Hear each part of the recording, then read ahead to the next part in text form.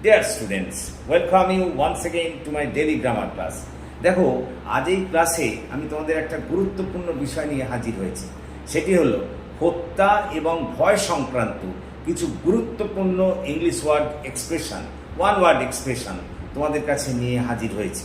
তো দেখো আমরা প্রথমেই দেখছি number 1, the killing of one's husband mariticide. Number 2, the killing of parents, patricide. Number 3, the killing of a whole race, genocide. Number 4, the killing of a newborn child, infanticide. Number 5, the killing of a king, regicide. Number 6, fear of snakes, ophiophobia.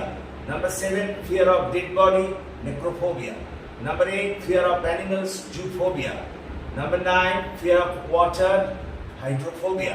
And number 10, fear of books, bibliophobia. So thank you for watching and listening. So please comment, share and subscribe to my channel.